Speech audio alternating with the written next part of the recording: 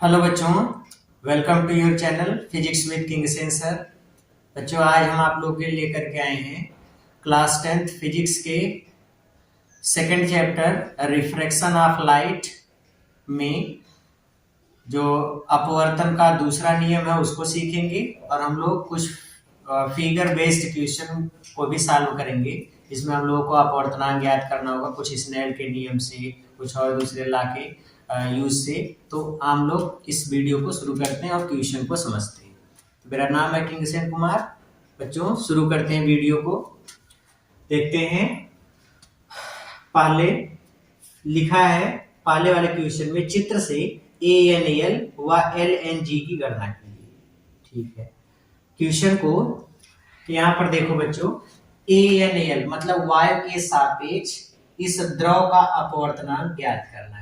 तो हम लोग सबसे पहले वायु और द्रव के लिए आपतन कोण और अपवर्तन कोण का मान ज्ञात कर लेते हैं। यहाँ पर अभिलंब खींच दीजिए। अभिलंब तल पर खींची गई वह रेखा होती है जो तल के साथ 90 अंश का कोण बनाती है।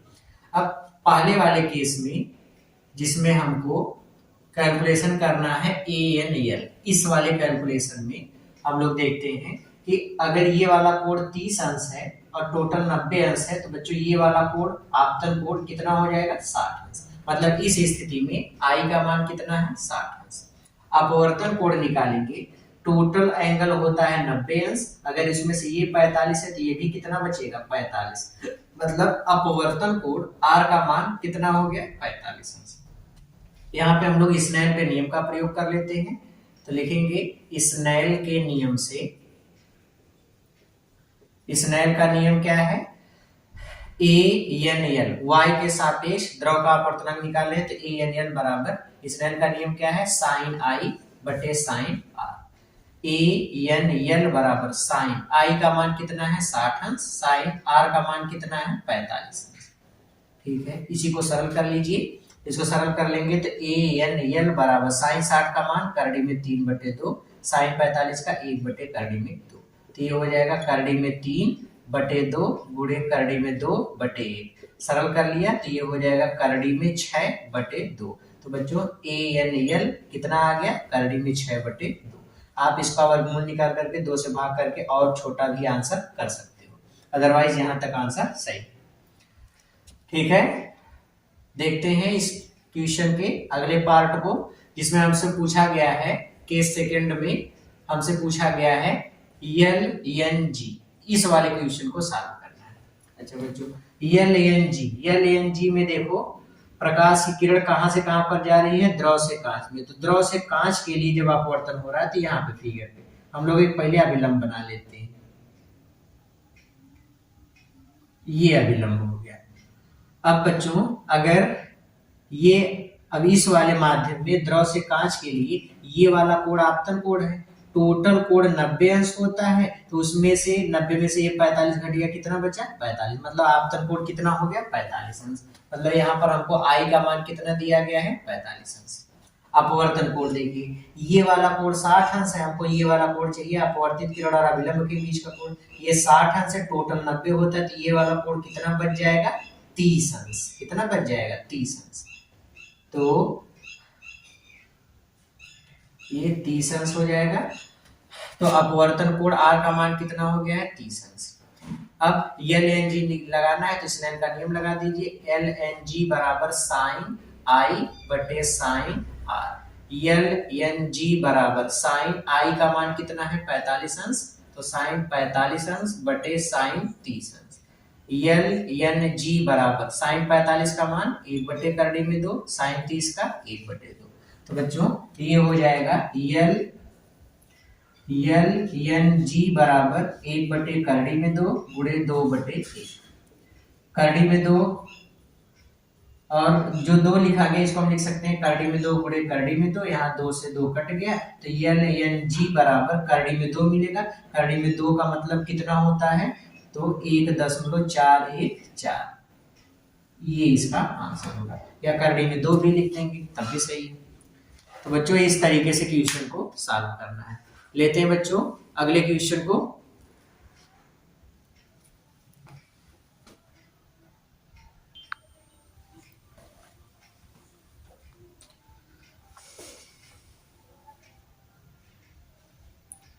देखते हैं बच्चों दूसरे वाले सवाल को।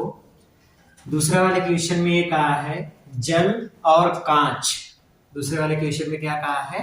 जल और कांच के अपवर्तनांक क्रमशः 1.35 और 1.50 है। यदि प्रकाश की किरणें कांच से जल में जा रही हो तो कांच के सापेक्ष जल का अपवर्तनांक ज्ञात कीजिए। जो मैंने आपको पहले ही बता दिया है इसके पहले वाले वीडियो में कि जल का अपवर्तनांक कहा गया है मतलब y के सापेक्ष, कांच का अपवर्तनांक कहा गया मतलब y के सापेक्ष। तो यहाँ पर कहा जल और कांच का अपवर्तनांक मतलब y के सापेक्ष जल का अपवर्तनांक AnW 1.35 दिया गया है और कांच का अपवर्तनांक मतलब Ang ये 1.50 दिया गया है।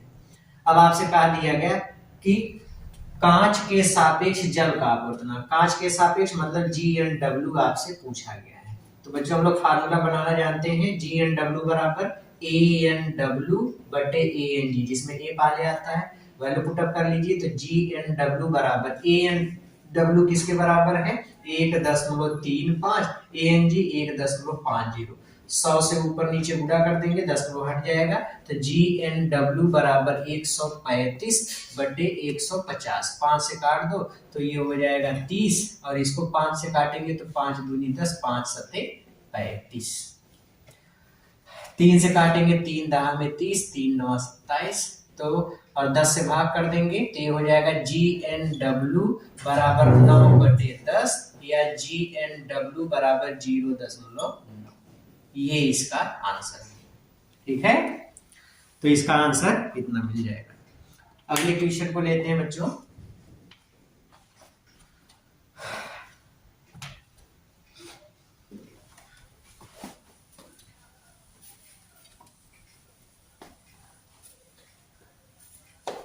अगले क्वेश्चन को देखिए, लिखा है वायु में प्रकाश की चाल 3 × 10⁸ मीटर प्रति सेकंड है, जबकि एक पदार्थ में इसकी चाल 1.5 × 10⁸ मीटर प्रति सेकंड हो जाती है। पदार्थ का अपवर्तनांक ज्ञात कीजिए।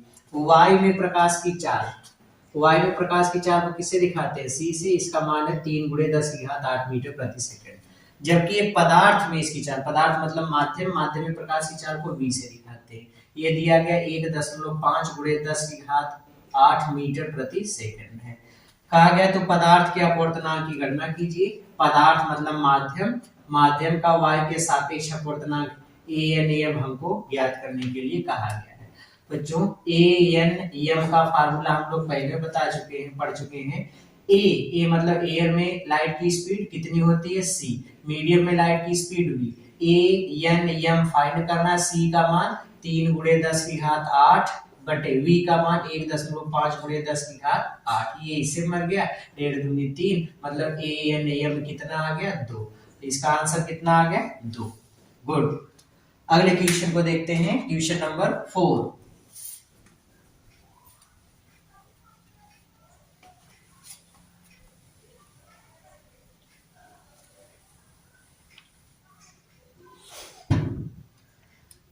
बच्चों लिखा है जल में प्रकाश की चाल 2.25 × 10⁸ मीटर प्रति सेकंड और जल का अपवर्तनांक कितना है? तो निर्वात में प्रकाश की चाल ज्ञात कीजिए। जल एक माध्यम है, जल में प्रकाश की चाल हमको दिया गया है V का मान कितना है? 2.25 × 10⁸ इतने मीटर प्रति सेकंड का तथा जल का अपवर्तनांक। जल का दिया बच्चों, मैंने पहले ही बताया था जल का का मतलब वायु के सापेक्ष जल का।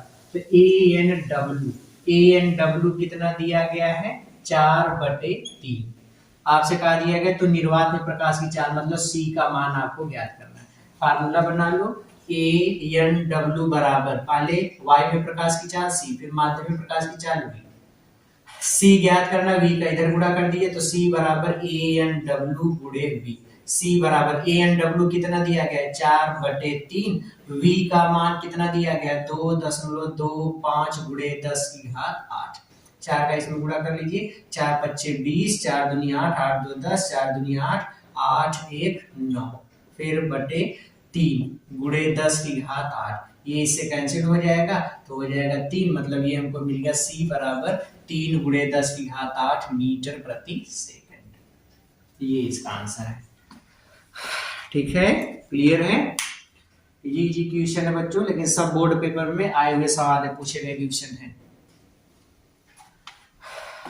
ठीक है, अगले क्वेश्चन को देखिए।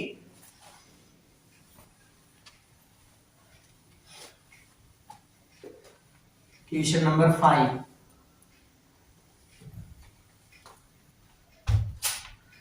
बच्चों लिखा है वायु के सापेक्ष जल तथा कांच के अपवर्तनांक 4/3 व 3/2 है। वायु के सापेक्ष जल का मतलब AnW, ये हमको दिया गया है, कितना है 4/3। और कांच का, वायु के सापेक्ष कांच का मतलब Ang कितना दिया गया है 3/2 है। का जल के सापेक्ष कांच का अपवर्तनांक मतलब Wng हमसे पूछा गया है। फिर कहा है यदि वायु में प्रकाश की चाल मतलब c हमको दिया गया है 3 × 10⁸ मीटर प्रति सेकंड, तो कांच में प्रकाश की चाल मतलब कांच एक माध्यम है, माध्यम में या कांच में प्रकाश की चाल मान लेते हैं c, यही हमको ज्ञात करना है।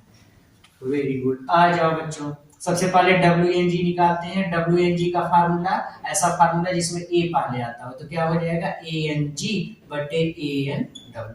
तो Wng बराबर Ang कितना दिया गया है 3/2, फिर Anw कितना दिया गया है 4/3, तो Wng बराबर 3/2 × 3/4, तो ये हो जाएगा Wng बराबर 9/8। तो एक का आंसर तो ये मिल गया 9/8।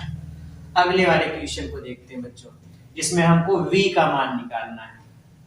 इस क्वेश्चन को सॉल्व करने के लिए चूंकि कांच में स्पीड पूछा गया है, तो हम लोग कांच वाला अपवर्तनांक लेते हैं। Ang का फार्मूला स्पीड वाला बनाओ, तो पहले a है तो मतलब c हो जाएगा, फिर g में प्रकाश की चाल को किससे दिखाया गया vg से, तो मान लेते हैं vg, यही हमको निकालना है। तो vg निकालना है, इसको यहाँ कर दो, Ang को यहाँ कर दो, मतलब vg बराबर c/Ang। तो vg बराबर c का मान 3 × 10⁸ Ang कितना दिया गया है 3/2, 3 से 3 मर गया, 2 ऊपर चला जाएगा, तो Vg बराबर 2 × 10⁸ मीटर प्रति सेकंड। ये इसका आंसर हो गया। ठीक है, क्लियर है? ओके। तो बच्चों ये तो आज के वीडियो में न्यूमेरिकल सीरीज रहा।